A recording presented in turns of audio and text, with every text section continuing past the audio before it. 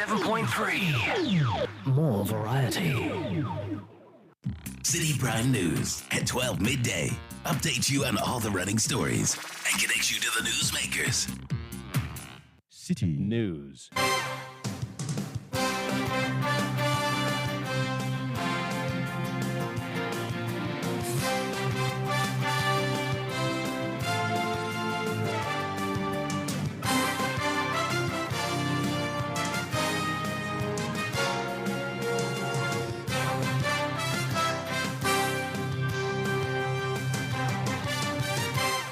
It's midday. Hello, good afternoon to you and welcome to the Citi Prime News on 97.3 Citi FM. We are live from our studios at number 11 Dr. Martin Loop in Adabraka, Accra.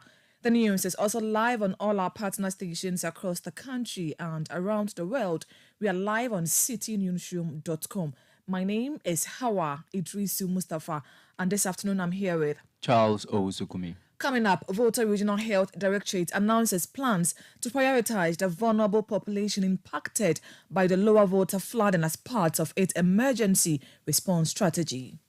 We are mobilizing medicines, non-medicine consumables. We know that what we have will not be enough for the long haul. So we mobilize quickly what we have, but we are now mobilizing more from stakeholders from within and without so that we will be able to treat all these cases should they come up. Also coming up, Office of the Special Prosecutor denies media reports of withdrawing petition to the Chief Justice for the removal of Justice Edward Chum from all pending cases. Still ahead, Attorney General and Minister of Justice Godfred Yeboah-Dame calls on the public to disregard the NDC's accusations against him, describing them as baseless and unmeritorious. And later, opinion leaders in the Nyakpao Kuku Naili community in the Tolon district of the Northern region expresses deep concern about the lack of educational infrastructure in the community. Children are moving from Kukonaile to Nyankpala. That is the closer place to Kukonaile. And because of that, some of the children get tired and drop out. All that and more on Citi Prime News, which is live on all affiliates across the 16 regions of the country. In the Western region, we are listening to us on Premier FM 100.5 in Tekrade, Beach FM 105.5 also in Tekrade, Bono region, this is Greener FM 95.9 in Sunyain, Ashanti region, Orange FM 107.9 in Kumasi, Volta region, Global FM 105.1 in Ho, Adano FM 107.7 in Adakluwaya. Northern region, this is Diamond FM 93.7 in Tamale. Upper West, West Link 88.1 in Laura. Upper East, Source FM 100.1 in Boko. And in the Northeast region, this is Carp FM 101.3 in Nakpanduri.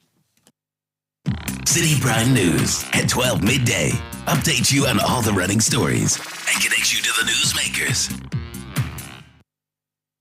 Grateful for choosing us. Now, the Volta Regional Health Directorate has announced plans to prioritize the vulnerable population impacted by the lower Volta flooding as part of its emergency response strategy. This includes pregnant women, the elderly, the children who have been severely affected by the devastating floods. To address this humanitarian crisis, the acting Volta Regional Health Director, Dr. Senanu Kwesi Jokoto, says they are working in collaboration with the Ghana Medical Association and the Nurses and Midwives Association to provide essential medical care and support to these vulnerable groups. The vulnerable population, pregnant women, children, especially those under 5, they, when exposed to some of these severe conditions, can lose their lives quickly.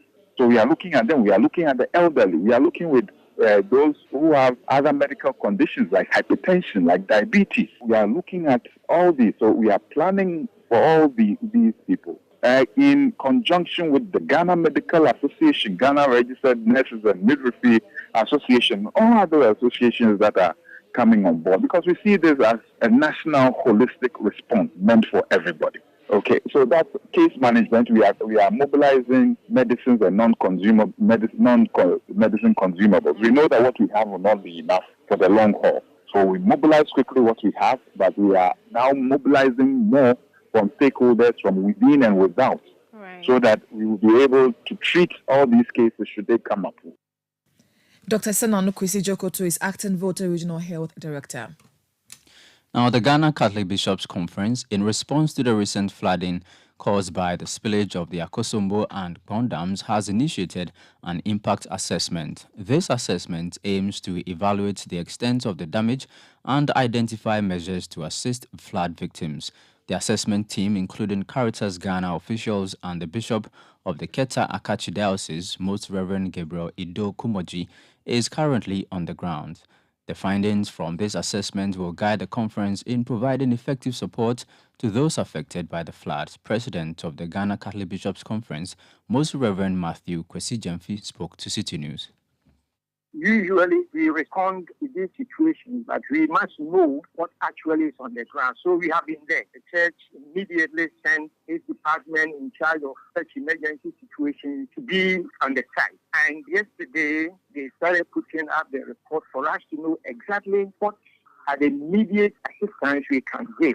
And while we are receiving this report, we are putting together some assistance that will address some of the immediate needs. Of course, we cannot provide all, but immediately what we can do to help. And when you are sending this help to, you must know where do you send it, to whom, to distribute to what. So this is why we have to go to the site first. Our office, Caritas, has been there. We have access, and then we know we can send it here so that it will get to the people. We send it here so that these people will benefit, etc. It's still raining. We have to get roof over their heads, etc. That was Most Reverend Matthew Kwesi Gyamfi. He's the president of the Ghana Catholic Bishops' Conference. Meanwhile, the Archbishop of Accra, Most Reverend John Bonaventure Kofi, has issued a communique appealing for relief items to assist the disaster victims. Away from that, President Akufo-Addo has emphasized the need to dispel the notion that public institutions responsible for addressing crime and corruption tend to favor the ruling government. He stated that institutions like the Ghana Police Service and the anti-corruption agencies operate in the public interest. Additionally, the president urged that the perception that all elected officials are corrupt should be dismissed. We want to pray for an understanding in Ghana that not everybody who's elected in this office is a thief. There's an assumption in our country, unfortunately, an assumption widely held, the people who come to political office have done so in order to enrich themselves. Some of us would have been better off in the private sector if it came to a question of trying to make money. But it is an assumption that is there, and it is one that I think we all ought to work hard to try and dispel. And part of it, dispelling that assumption, is also encouraging a belief in the institutions of our state. To say that these institutions that have been set up, whether it's the police or the various anti-corruption agencies that they have, when they work, are working in the interests of Ghana, not of the government of the day. And we should all find a way of bolstering that confidence of the people in them, and that they themselves, those who are in these institutions, understand that they are working for Ghana and the state of Ghana. Not governments come and go. We've seen that in Ghana, in this Third Republic, Fourth Republic. I'm the beneficiary of the third change of government we've had in these 30 years. So that we have institutions whose reach goes beyond governments of the day is extremely important for our health and welfare. We have to pray that that becomes understood and becomes a reality in our country, so that they can also do their work. You heard President Akufo-Addo. Now, the Office of the Special Prosecutor has dismissed reports suggesting it has withdrawn its request to the Chief Justice for the removal of Justice Edward Chum from cases involving the OSP. The Office of the Special Prosecutor had recently petitioned the Chief Justice to remove Justice Chum as the presiding judge on the confirmation application concerning the seizure and freezing of properties belonging to former Sanitation Minister Cecilia Dapa. The Special Prosecutor argued that Justice Chum was prejudiced against them.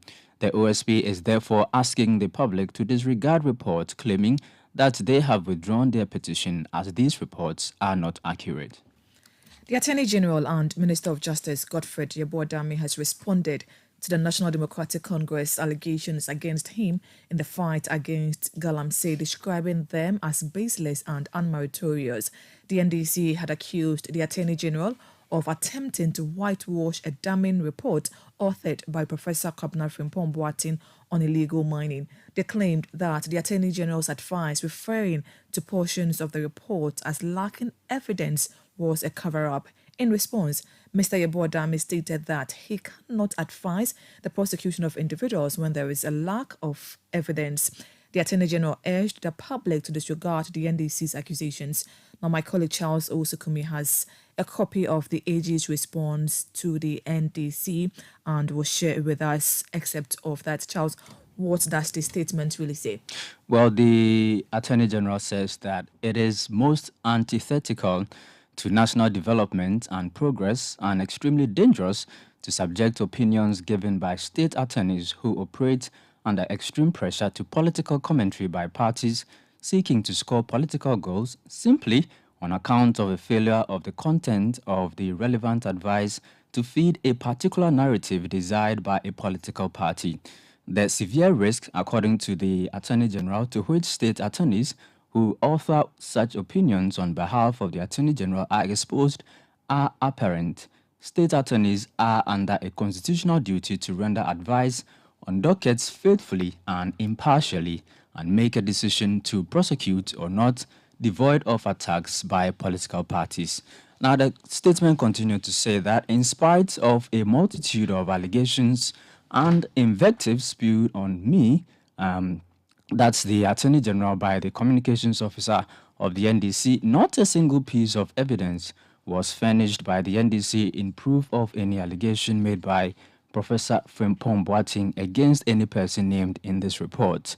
The entire NDC's press conference was, in point of fact, vitiated by a fraudulent attempt at explaining their orchestrated lies and abuses against me as they are wont. Now, the statement continues that I respectfully urge the public to utterly disregard the discredited assertions of the NDC as unmeritorious and lacking any form of credibility.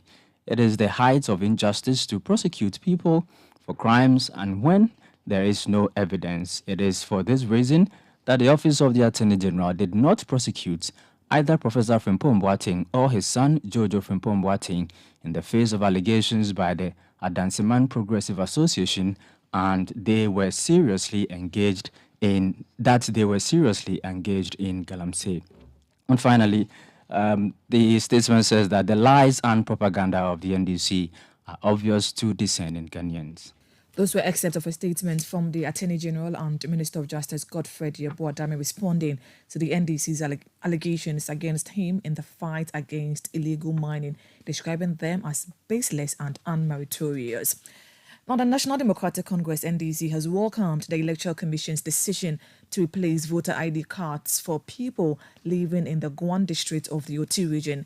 The Electoral Commission announced that it has initiated the process of replacing the ID cards of the constituent of Guan in preparation for the 2024 general elections.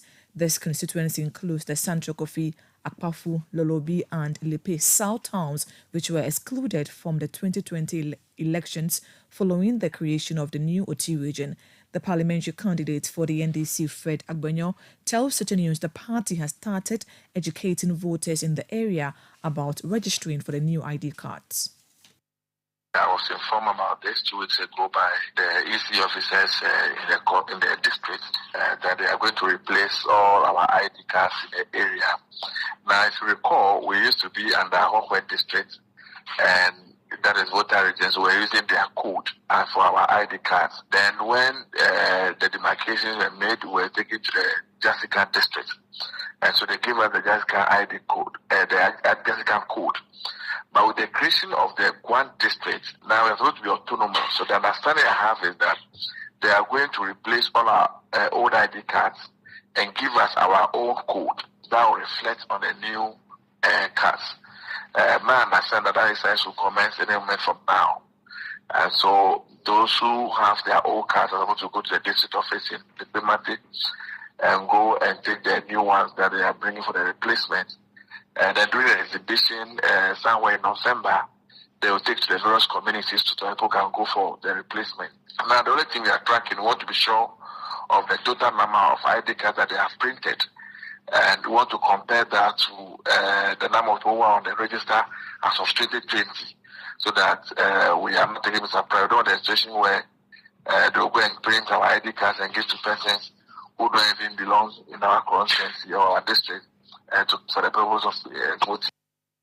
Mr. Agbenyo also highlighted the challenging circumstances faced by the people of Sal who have been without parliamentary representation for the past 3 years.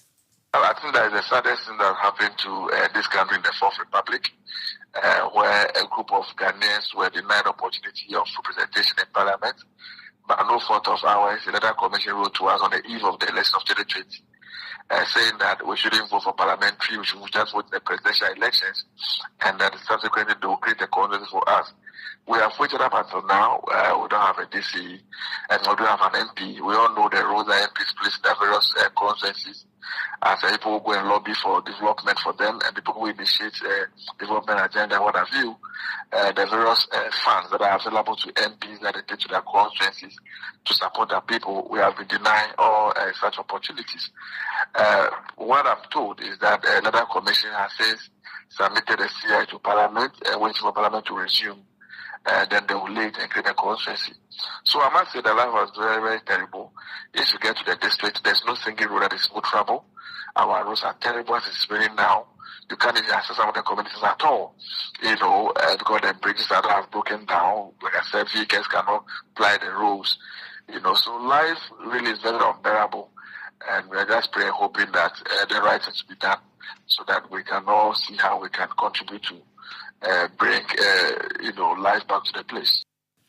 That was a parliamentary candidate of the NDC for the yet to be created Guan constituency in the Oti region, Fred Agbenyo. Now let's go back to the flooding situation. The persistent flooding affecting communities in the Volta, Easting and parts of the Greater Accra region, including Vome in the North Tongue district, has led to significant damage. Approximately 86 houses in Vome have been affected, leaving the community in a dire situation. The recent flooding has worsened the residents' predicament and they are in urgent need of assistance. Community leader Koleke expressed frustration at the delayed evacuation efforts and the limited relief support. The flooding is as a result of the discharge of excess water from the Akosombo and Pond dams necessary to protect the dam's integrity, but causing widespread devastation, according to Zikbrito Daniel Koleke, given the extensive destruction. Declaring a state of emergency is essential to address the crisis effectively. As of today, 86 houses submerged in the river. The inmates are 268 Voma, Bato. Have you received any relief items? Not yet. We heard the MP will be coming this morning. Honorable Kujato will be coming this morning, but he hasn't come yet. And what are some of the emergency items you need? We need food items, because all our farmlands were destroyed. So we need food items, mattresses, and a tent, and then water. Because we can no longer drink the water. The water is polluted. Okay. Now, tell me, your MP is advocating or calling for a state of emergency as a constituent or someone affected by these floods. What is your view on that subject? If we consider our community women, then the state of emergency will not apply. But if you consider the entire Batom areas inclusive, then there is the need for state of emergency. And what would that really mean to you people that are affected by this? The way is we need to be evacuated from the area. We actually need to leave the area the way things are going. If more of the flooding will come. You had a community leader at Vome in North Tongue, Zikbrito Daniel Koleke. Meanwhile, the Volta Regional Minister, Dr. Archibald Yao Lecha, has stated that the Volta Regional Security and Disaster Management Committee does not oppose the declaration of a state of emergency if it will expedite the provision of necessary support and help protect lives and property. No, we have an emergency, and whatever we can do to bring the emergency under control as early as possible is what we must all do. So I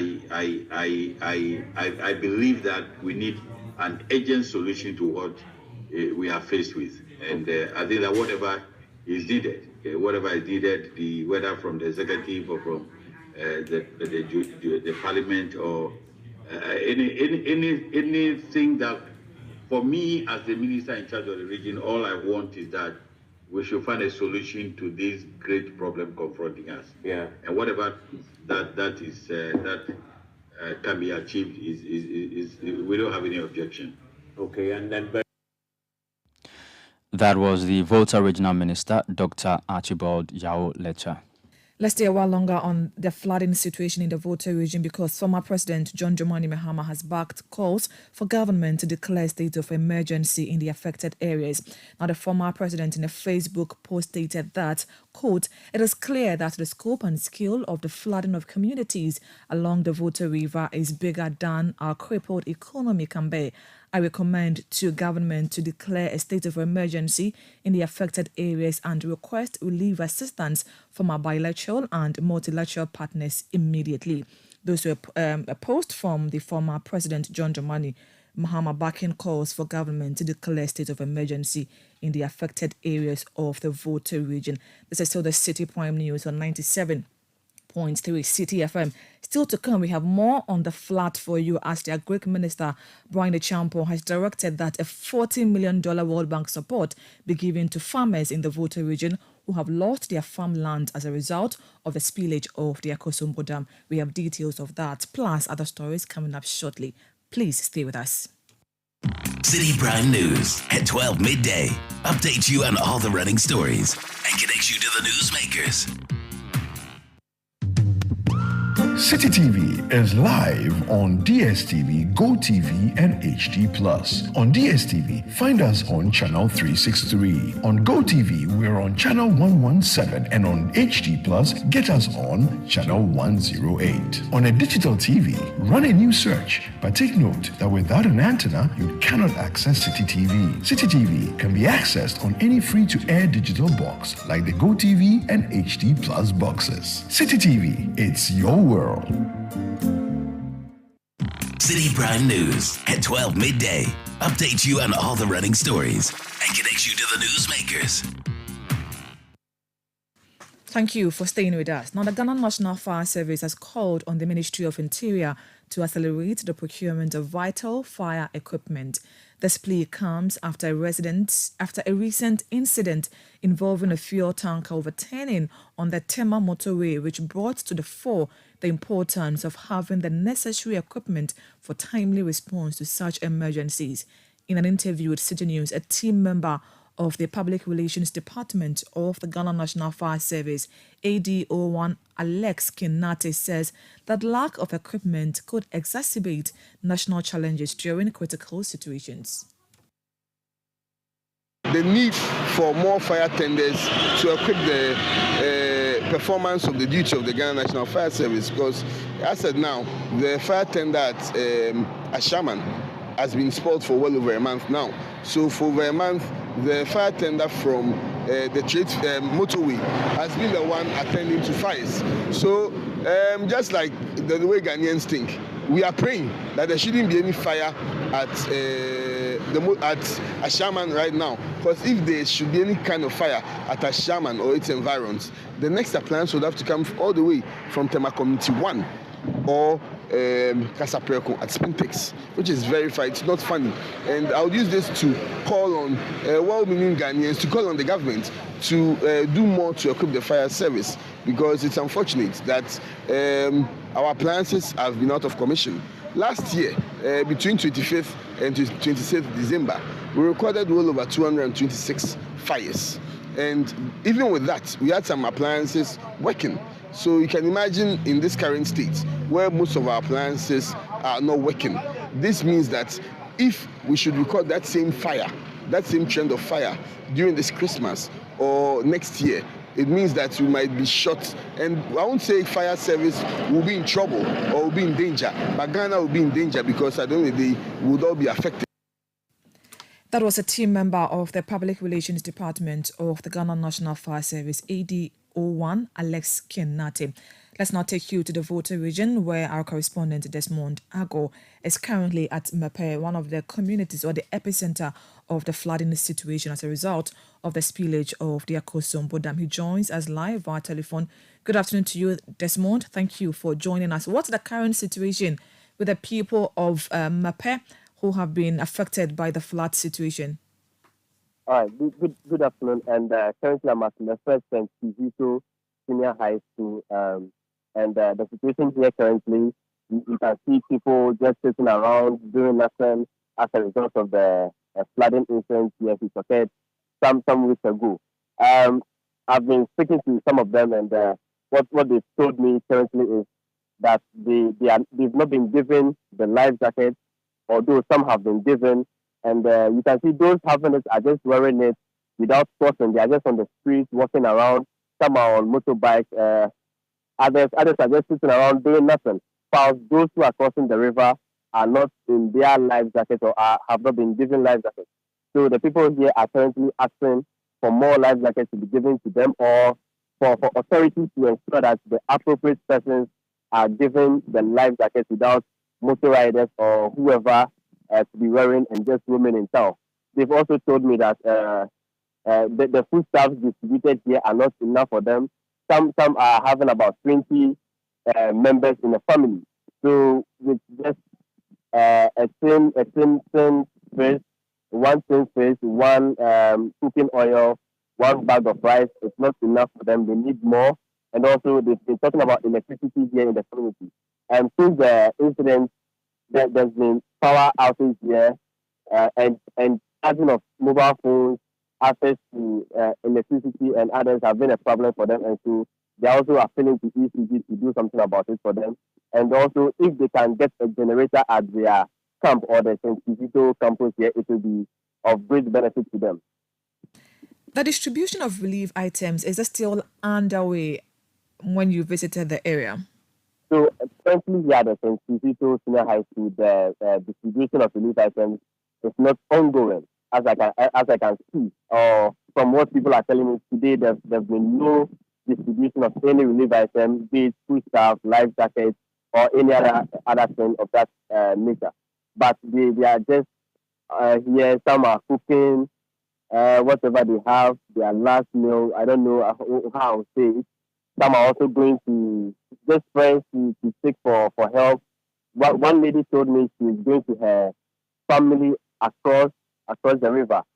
So meaning she's also in need of the life jacket just to cross and go there for food. So here at St. Kizito, life is very unbearable for the affected victims here. How are the school children coping at this point? School reopened last week. The school children in the community, how are they coping in the midst of all of this? Well, unlike the elderly ones, school children here are home as well, since their classrooms have been taken over by victims of the flooding incident. So there's no school activity ongoing for the senior high school too, since some are on vacation, so you won't see any of the school students here as well. But I'm yet to speak to one of the education directors or education members here to see how they'll be mobilizing school children, especially those at the basic level, since school has begun. Very well. Now, for the emergency health services that the Ghana Health Service spoke about, is it still operational? And how is the emergency response with regards to helping to improve the health situation of people who have been affected by these floods? Okay, so there's a health center here at the St. Kizito. Formerly it was at Intel, but since the flooding incident, they've also been affected. So they've moved the health center into the campus of the St. Kizito. So they are treating people here. People with different ailments are coming here. But fortunately for them, the Pastor General Hospital is still operation. So cases that are beyond the SIP compound or health center here have been transferred to the Bato General Hospital for treatment.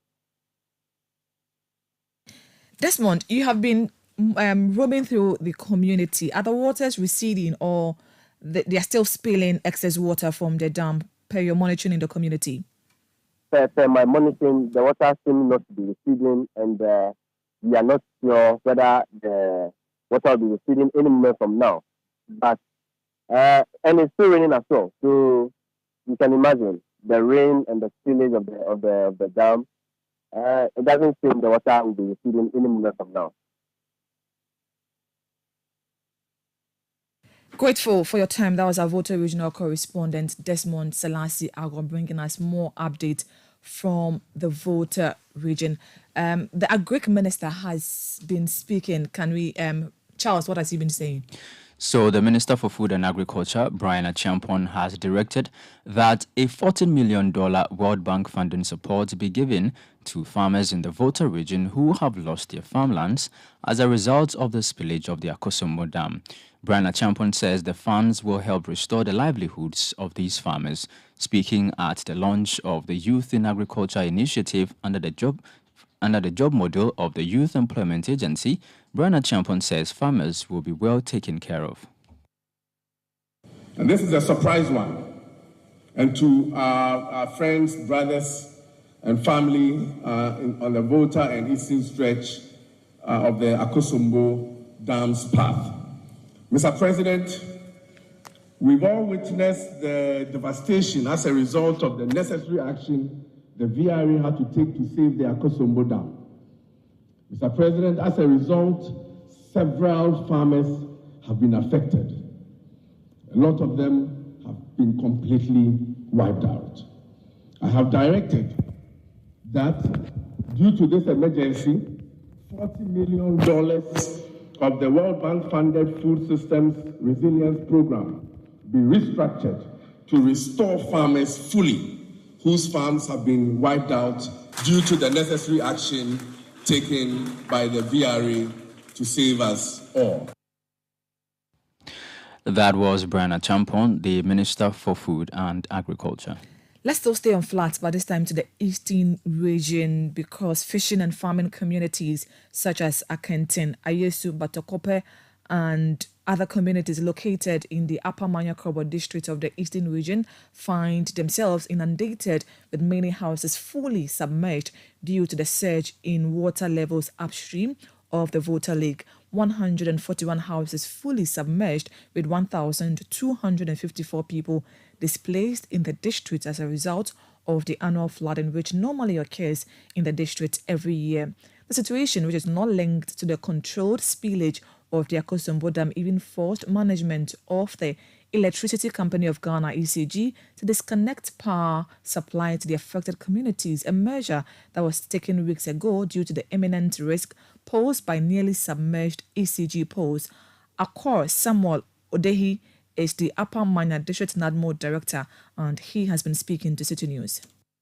The problem with the flooding in Upper Manya has nothing to do with the spillage. It is the normal flooding that affects the Upper Manya. As usual, as you know, that every year the flooding affects Upper Manya. That is what we are faced with, because Upper Manya is upstream the dam. We are not a part of the downstream dam. And so it is the normal one. It is not the, the spillage. However, we are severely affected. This time around, houses that I have on record as the NADMO office, NADMO director in my office, the records that I have now on houses that have been affected, I have 141 houses that have been submerged in the whole district, not only at Akaten alone. Again, number of people that have been displaced in the district, we have 1,254. These are the people and houses that have been affected. However, there is no school that has been closed down as a result of the flood. My office as NADMO, I am now going to provide some of the communities that have been cut off, and we have students that crosses the river on daily basis. I have received just a little life jackets, and I'll be donating to them today. One other school, the teachers, they also have a problem, but I donated life jackets to them already. And so these are the only challenges that we have now. He had the Upper Manya District NADMO Director, Akos Samuel Odehi, now Member of Parliament for the Upper Manya Krobo, Bismarck Tete Nyakon, who visited the affected communities, outlined measures taken to help the victims. I've witnessed, I have summoned the NADMO and the fire service people here. Today, they have come to assess the situation with me. Tomorrow, being the market day, they will be here to ensure that safety measures are adhered to. The market will have to extend into the community. From here to where the road is, even onto the hospital area, we'll make sure the market extends there. Since the river or the water has taken over almost half of the market. This is what we are going to do tomorrow, so that market activities will still have to go on for the people to be able to sell their goods and services that we have here. So we will be present here tomorrow. The NADMO will be here, the fire service will be here, so that the education will also go on. Even if they can't with that life jacket, we'll make sure they have to leave the shores of Akaten with life jackets so that lives will be saved. We have also allocated a police station that is vacant, that has not been occupied yet, available, so that homes that have nowhere to lay their heads from this evening can relocate to the police station facility there to lay their heads, so that the morning they can go about their normal duties, and every evening they will be there. We will have to continue this until the water goes back, and then we regain our lands. That was a Member of Parliament for Upper Manya Krobo, Bismarck Tete Nyako. Now, to achieve Sustainable Development Goal 4, which underscores quality education, it is crucial to address the need for teacher training. However, at St. Joseph's College of Education in Bichim in the Ahafo region, female students and teaching staff are facing challenges in finding suitable accommodation. This housing issue is significantly impacting effective teaching and learning at the college. The acting principal, Isaac Godfred Entry, says the completion of abandoned projects to provide decent housing for female students and teaching staff. Number of issues to deal with, and some of them has transformed from a challenge to a threat, in the sense that their solutions are not within our means. A typical example, the staff and student accommodation. 2 or more staff members with their families are sharing accommodation, which is meant for one person. And they are using the same accommodation as their office. And it does not augur well for a college like ours. And the issue of the ladies' dormitory, they are congested. And a facility who is supposed to house 200 female students are now hosting 335 students, and that is not well. And if we are not careful and there is outbreak of diseases, all our students will be affected.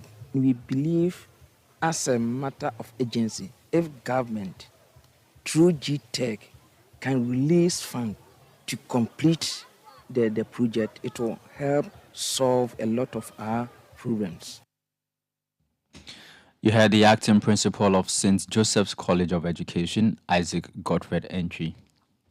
Now, former Black Stars defender Sheila Iliasu has expressed his frustration at the poor performance of the Ghanaian national team in international friendlies against Mexico and the United States of America.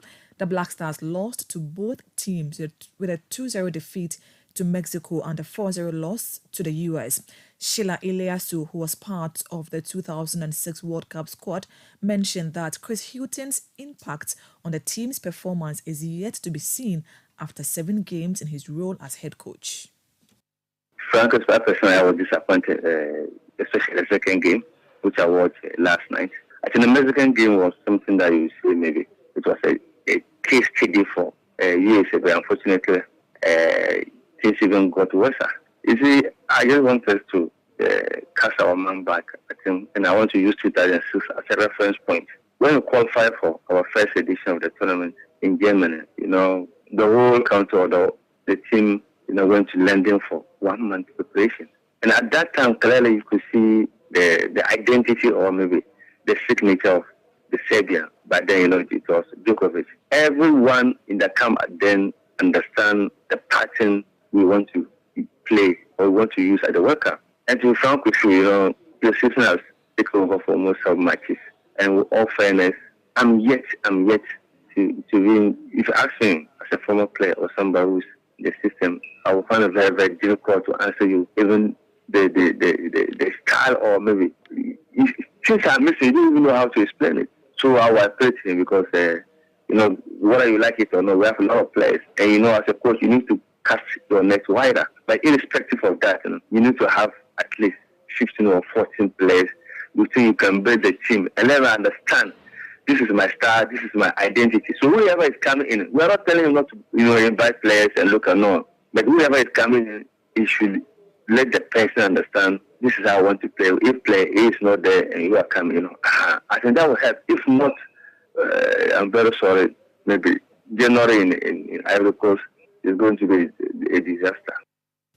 Sheila Ilyasu is former Black Stars defender. You are still listening to the Citi Prime News on 97.3 Citi FM. My name is Hawa Idrisu Mustafa here with Charles Owusu Kumi. Still to come, opinion leaders in the Nyakpal Kuku Nayile community in the Tolon district of the Northern Region expresses deep concern about the lack of educational infrastructure in the community. Details of that plus other stories coming up shortly. Please don't go away.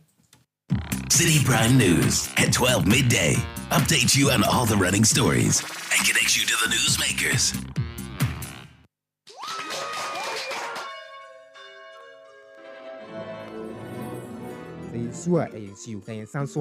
Happy birthday to you. Ashes to ashes, dust to dust. Throughout all life-changing moments such as graduations, weddings, funerals, birthdays, ATL is there to ensure you're never out of style. When you think fabric, think ATL. Log on to atlfabrics.com. Order and buy your favorite ATL fabric. You can also visit our shop at number 40 Kwame Nkrumah Avenue, opposite the Swansea Shopping Arcade at Accra Central. Also available in leading fabric dealer shops in Accra, Kumasi, and Cape Coast. ATL, bringing fabric to life. Imagine this. Your employees spend 1/3 of their lives at work. That's 13,000 days or 110,000 hours dedicated to their jobs. At Old Mutual, we don't just see the numbers, we see the faces and the dreams behind them. With our tailored group life insurance and pension plans, you can provide your employees with employee benefit schemes that gives them peace of mind for their futures and for their families. Make the choice that shows your commitment to your employees today. Call 0509-551-609 or email corporate services at oldmutual.com.gh. Old Mutual, do great things every day. Citi Prime News at 12 midday. Update you on all the running stories and connect you to the newsmakers. You're welcome back. Opinion leaders in the Nyakpal Kuku Nayile community, situated in the Tolon district of the Northern Region, have expressed deep concern about their children's education owing to the lack of a nearby school facility. With no school in the vicinity, young children are compelled to journey more than 1.5 miles to Nyakpala Township in order to access basic education. In a commendable response to this pressing challenge, the community has resourcefully repurposed an abandoned mosque into a temporary school. This makeshift school currently serves children aged 3 to 7, while older children must seek education elsewhere. Our Northern Regional correspondent, Shawana Yusuf, delves into the heart of this issue in the following reports. Despite the standard requirement emphasizing accessibility to basic education within a 3-kilometer radius for school-aged children, certain communities in the northern region face challenges. Kuko Naili and nearby farming communities in the Tolong district have struggled as children aged 3 to 7 endure an arduous hour-long walk to access education given the absence of a local government school. In response, community leaders transformed an abandoned mosque into an educational facility aiming to make education more accessible. Mahama Seidu, the assemblyman for Nyankpala South, encompassing Kuko Naili, expressed gratitude to the Tolong District Educational Director for deploying 2 teachers to the makeshift school. While this initiative has fostered enthusiasm for learning, it has also presented significant challenges for the student, prompting a call for philanthropic assistance. Kuko Naili was not having a school for the past years. And because of that, children were just in the community whereby they will not go to school. The few people who are trying to go to Nyankpala always drop out by the course of they are studying. But this year, we were able to gather ourselves, and I put a letter to the director requesting the establishment of a school for Kuko Naili, which the director responded to it. And now we started the school in an abandoned structure in the community. Yeah, you can see that's the abandoned structure behind me. And if we enter the place, you realize that children are up to 50 in that particular abandoned mosque. Residents highlighted the absence of social amenities, attributing the lack of accessible education to a rise in school dropouts. It came to some time that we didn't want to see any government appointee or worker in our community because we were fed up of them. In Kuko Naili here, we have no social amenity. There's no light, no potable water, no good road. So all these things affect the lives of our children here. And when we come to the education,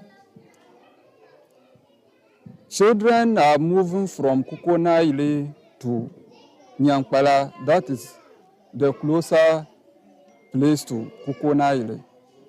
And because of that, some of the children get tired and drop out. So we have a lot of them here who are not going to school because we don't have school facility here. Meanwhile, the paramount chief of Kuko Naili, Na Abdul Rahman Ibrahim, appealed to the government and philanthropists for support, citing designated land for a school's construction. In fact, we have a lot of challenges in Nyankpala Kuko Naili. First, our problem is school. We have a place where the children are sitting, but the infrastructure is not good. Where their children are staying is not good at all. So even walking from Kuko Naili to the town Nyankpala itself, it's almost about 1 hour. So before the children will reach there, they are very tight. So I've also made available of land for the school to build, but the finances are not there. So as of now, I'm appealing to the government, philanthropists, whoever is touched, for us to come and help Nyankpala Kuko Naili, for us to get a classroom for our children. So I'm appealing to everybody, wherever you find yourself, so that the children can also. We don't know, one day maybe we can get a present from Nyankpala Kuko Naili. I'm not doubting that. Or a minister from Nyankpala Kuko Naili, I'm not doubting that. So I'm appealing to everybody, which is in touch, so that he can come and help us. We have the land, it's there, and so that we can get our own classrooms for the children. Because walking to here to Nyankpala is almost an hour. Before getting there, they are very tight. They can't even learn. You see the children, when they are in class, you see them dozing. Tolong's District Chief Executive DCE Salifu Isifu Moshi disclosed ongoing discussions with Get Fund for a school infrastructure with plans for a temporary facility by December this year. Plans are far advanced. I think I've even contacted the MP for the area, Honorable Habib, and he told me that he's lobbying with Get Fund to get a block for the place. Normally, when there's no school building for a particular community, the education people, they call it, they have a term for it, that the nearby school, they allow the children to come. But nonetheless, even though GS haven't put any infrastructure there, there's a private school that has been constructed just around the Kukuna, about some 1.5 kilometers from. So some of them say they are not able to pay for the private tuition. Yes, I think that is the major problem. That is why the complaints that came to me. That is one of the more reasons why I want to get them the school from Ghana Education Service, which is more affordable. So here are the Kukuo-Naili community under the Tolong district. An old dilapidated mosque has been turned into a school facility for children from the age of 3 to 7 years. But for the adults, they have to commute from here all the way to Nyankpala, which is about an hour walk away, to access education. They are meanwhile calling on the government philanthropists to ensure that they come to their aid and make available a school infrastructure on a 2-acre land that the chief has made available for that purpose. Reporting for Citi News, I am Shawana Yusuf, Nyankpala Kukuo. Now, in the heart of the Anloga districts in the Volta region, the Agove Chips compound stands as a beacon of maternal and child health care for the local community. Despite its critical role, the compound grapples with several challenges, primarily due to insufficient infrastructure. Understandably, these circumstances have led to deep-seated frustration among the professionals urging for immediate attention and resolution. Bringing us the latest is Citi News' Ni Ayikwe Okain. Nestled in the heart of the Anloga district rests the Agove community-based health planning services CHIPS compound, renowned for its unwavering commitment to providing essential maternal and child healthcare services to the local community. Despite its pivotal role, the Agove CHIPS compound grapples with a multitude of hurdles, notably the dearth of adequate infrastructure. This dire situation has compelled the healthcare practitioners to resort to utilizing ordinary examination beds for childbirth, a predicament that has stirred deep-seated frustration among the devoted staff and expectant mothers alike. This arrangement not only strains the already challenging childbirth process, but also poses grave risk to the safety and well-being of both mother and child. Moreover, the relentless burden of rental cost adds to the compound's predicament, amplifying the urgency for sustainable solutions. The lack of suitable housing for the diligent healthcare workforce further exacerbates the gravity of the situation. Without a bed, when you are conducting the delivery, you feel like waist pain. Even the women are comfortable on the examination couch. Yeah, sometimes you have to push the distance forward before you can adjust them, and you yourself conducting the delivery with a lot of stress. As this place being a baby facility, we just started operating in the January this year. There's a lot of things. We need to get a land for building our main the main facility. Where we are now is a rented apartment, which we are paying for it. And the rooms too are not enough for us. So we pray hard that we forge ahead to get our own apartment. And then with that, we the workers, we don't have a place to stay. We have to work or pick a vehicle from long distance before coming here. Looking at it from this place to the roadside, it's a bit far. So when they call in times of emergency, you have to rush looking for a vehicle, motor to bring you here. It's of a lot of stress. So I hope if they build a facility here, I think it will be of a great help, and we'll be able to stay within. So if there is an emergency, we can say to them quick.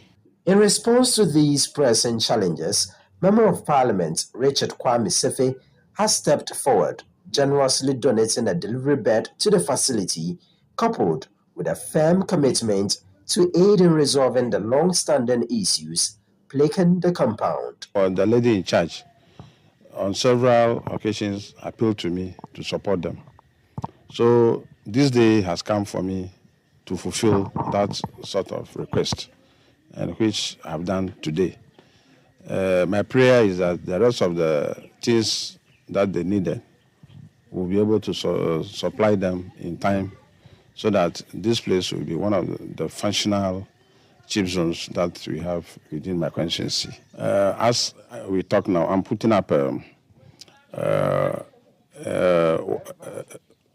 facility, maternity ward in Trakuma that will see to some of these delivery issues. There are other things that I've been doing: the purchase of motorbike for their outreach programs, supply of apparatus and other reagents for the various labs. I've been able to establish some lab in some of the facilities that are not having the lab. For instance, this place, in less than no time, I should be able to support them in terms of lab, some basic lab equipment, so that they'll be able to be running the place efficiently. Not that small malaria, diabetes or sugar testing, they have to go far off. I should be able to supply those things hopefully by next month or thereof. Ni Ayukwe Okan filed that report from the Alonga district in the Volta region. The Renal Patients Association of Ghana has voiced its support for the reopening of the renal unit at the Kolebu Teaching Hospital to outpatients. This comes after the hospital management refused to reopen the facility, citing shortages of consumables.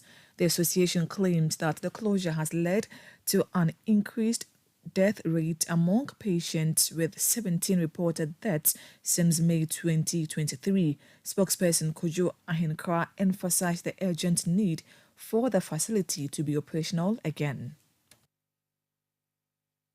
Almost every week somebody is dying, and I keep saying, if the unit was open to regular and we were going, maybe our lab, because listen, the person is struggling to get money to go and do it at private. He will not do the lab. Once he go and do the dialysis, he think all is within. But if we were doing that regular labs would show, maybe this place is no good, maybe take this medication, do this, do this. Now, the person is struggling to get money to go and do it outside. The lab is also something cheap too. He's looking about between 250 to 300. Right? So the person, if he has the 3 or 3, the person will have to keep the money, add some to it and go for dialysis. He will not even go and do the labs. And before something critical happens, boom, the person is that he's gone. What type of country are we in, and what type of leaders do we have at all? That was a spokesperson for the Renal Patients Association of Ghana, Kojo Ahenkra. Now, the Boku division of the Ghana Police Service has called for the indefinite suspension of the Damba Festival, expressing concerns that its celebration could potentially disrupt the peace in the community. This response from the police follows a notice from the Damba Planning Committee regarding the festival's organization. The police cited issues related to the digital address provided in the committee's letter, which led to the house of Alhaji Seidu Abagri, who was installed as a parallel chief of Boku. They also noted that they couldn't provide security as a court had issued a bench warrant for the arrest of Alhaji Seidu Abagri, which had not been executed. And that's how we end today's edition of the Citi Prime News, which has been live from our studios in Adabraka, Accra. The news was also live on all affiliates across the 16 regions of the country. In the Western region, you heard us live on Premier FM and Beach FM, both in Takrady, Bono region, Gwina FM in Sunya, in Ashanti region, Orange FM, Kumasi, Volta region, Global FM in Ho, Adanu FM in Adaklu, Waya, Northern region, Diamond FM in Tamale, Upper West, Westlink in Laura, Upper East, Source FM in Boku, and Northeast, you heard us live on Scarp FM in Nakpanduri. Please log on to citynewsroom.com for more stories. My name is Hawa Idrisu Mustafa, and I was here with Charles Owusukumi. Edna Agnes Boache is up next to the afternoon's edition of City Business News. Thank you for doing the listening. Have a good afternoon.